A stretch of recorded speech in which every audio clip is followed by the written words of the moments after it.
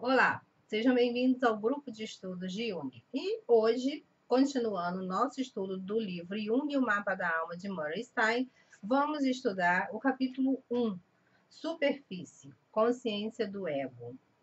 Esse capítulo, ele é um capítulo muito importante e eu quero muito conversar com vocês sobre uma grande diferença que existe entre a psicologia analítica e a psicanálise, que é com relação à formação do ego.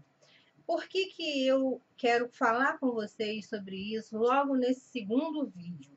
Porque muitas pessoas confundem e tendem a fazer comparações entre a psicologia do Jung e a psicanálise de Freud. Ambos têm direcionamentos diferentes na sua estrutura, na sua formatação da teoria. A teoria que gerou a psicanálise, ela é uma teoria de base causal, de causa e efeito. A psicologia analítica, ela opta por uma teoria finalista, teleológica. E lógico que isso vai dar diferença, inclusive com relação à formação do ego. É muito importante, eu vou explicar rapidamente como é que se forma o ego na psicologia de Freud e como é que se forma na psicologia de Jung. Para Freud, o ego ele é formado a partir do nascimento. A criança vai receber educação, amor, carinho da sua família ou dos seus cuidadores imediatos, e com isso ela vai se desenvolver o seu ego através daquelas fases que a gente, quando está começando a estudar psicanálise, aprende. Fase oral, fase genital, fase, enfim, todas aquelas etapas do desenvolvimento. Já para a psicologia analítica, o ego, ele, quando o bebezinho nasce, ele já nasce com o ego embrionário. E o que acontece com esse ego embrionário? Ele vai se desenvolver com o passar das semanas, dos meses, a criança vai se desenvolvendo fisicamente, biologicamente, e esse ego que estava imerso no self, ele vai se desprendendo desse self, desse si todo, para se constituir, se estruturar pelo movimento psíquico da centroversão. A centroversão possibilita que esse ego que está aqui imerso nesse self de forma bem pequena, ele vá se descolando, se desprendendo. O bebê, quando ele nasce, ele não tem ainda uma percepção de que ele é um ser separado da sua mãe.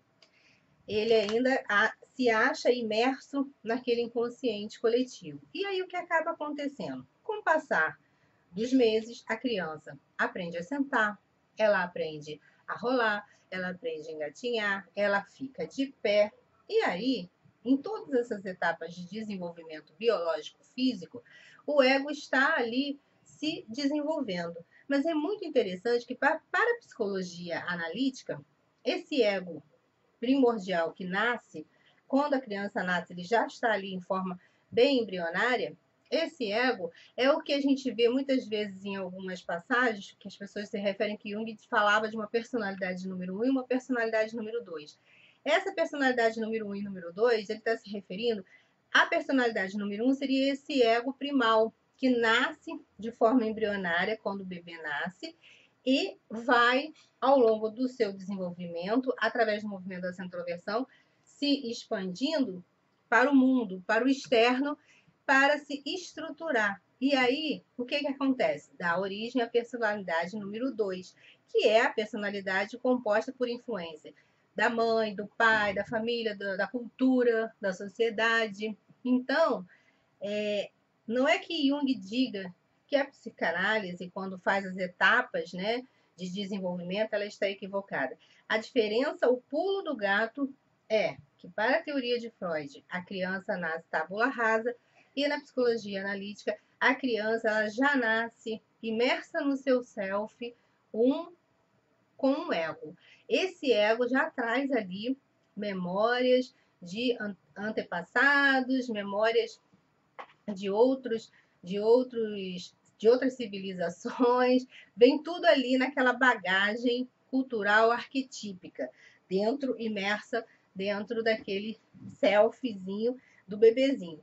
E aí, à medida que a criança vai se desenvolvendo, é muito interessante, porque uma criancinha, quando ela começa a falar, ela fala geralmente o nome dela, por exemplo, Júlia quer bala, Júlia quer água. Ela fala o nome dela e em seguida ela diz o que ela quer.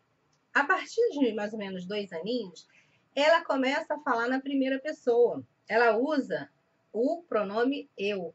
Quando ela diz eu quero bala, eu quero água, eu quero comida. Quando ela começa a usar o pronome eu, nesse momento a gente diz que o ego dela já está estruturado. A partir dali, ele vai se desenvolver para as outras etapas. E, de acordo com Erich Neumann, a criança passa dessa fase embrionária, urobólica, até o primeiro aninho, do segundo ano em diante, ela vai até mais ou menos os 7 anos entrar na fase do matriarcado, dos 7 aos 14 vai ser a fase do patriarcado, e depois, dos 14 aos 21, a fase da alteridade, depois dos 21 em diante, nós podemos ter a fase da metanoia, a fase da transcendência, enfim. Essas fases eu vou detalhar mais com vocês quando a gente estudar o livro A Origem da Consciência, de Erich Neumann, onde ele vai explicar profundamente o que significa cada etapa. Vale a pena a gente estudar esse livro, porque é um livro muito rico.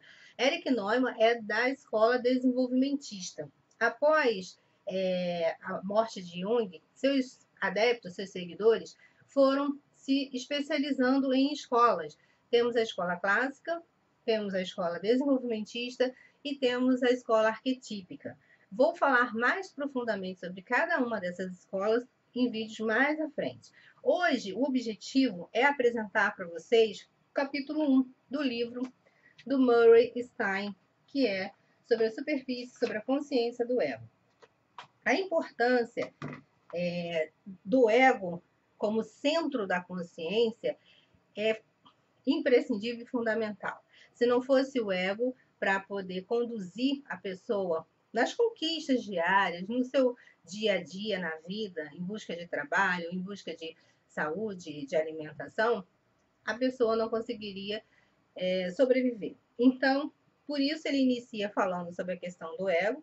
Eu estou falando um pouco sobre essa proposta de explicar a diferença entre a formação do ego para Freud e para Jung, porque acredito que vai ajudar a continuar entendendo a psicologia analítica.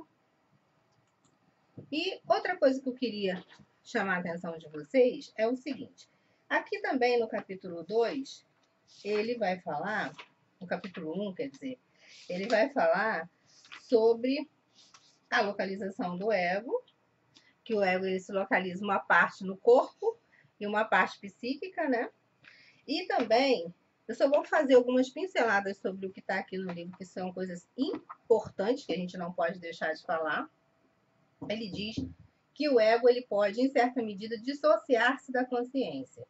Então, o que acontece? Uma criança que sofre maus tratos, uma criança que sofre traumas sexuais, ela, na infância, ela pode vir a desenvolver dissociações psíquicas, pode vir a ter problemas muito graves psiquicamente.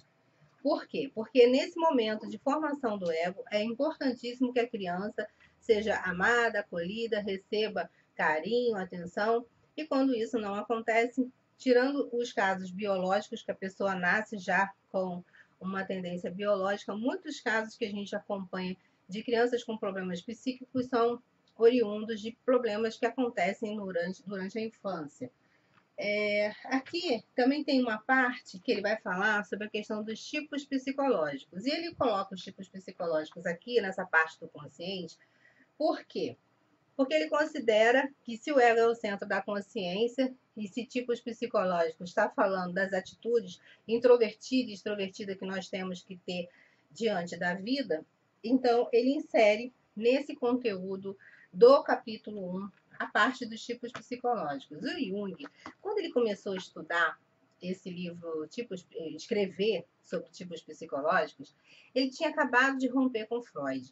E ele começou a pensar no porquê que Adler já havia rompido, por que que Freud tinha rompido também com ele. Enfim, ele chegou à conclusão que o que fazia com que as pessoas muitas vezes brigassem, entrassem em conflito, era o fato de terem pensamentos divergentes em relação à atitude. Pessoas que têm uma atitude extrovertida têm um olhar para a vida para fora, o objeto está fora. Pessoas introvertidas têm um olhar para a vida de forma interna, ou seja, ela olha para dentro, o objeto está dentro.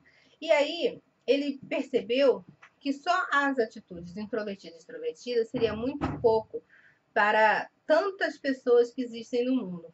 Prosseguiu nas suas pesquisas, foi buscar a fundamentação na filosofia, na astrologia, e ele trouxe como embasamento das 4 funções psíquicas a questão dos 4 elementos, que já era falado na filosofia.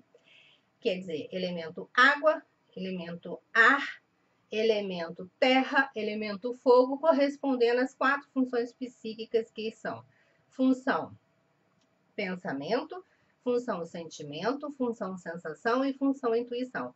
É muito interessante estudar sobre tipos psicológicos e eu vou separar depois, mais para frente, um vídeo para aprofundar sobre essa temática, porque hoje em dia, ainda hoje, o livro Tipos Psicológicos de Jung é muito usado, inclusive, no mundo corporativo, na aplicação de alguns testes psicológicos de personalidade para ver quais são os perfis psicológicos das pessoas e se estão adequados a determinadas funções.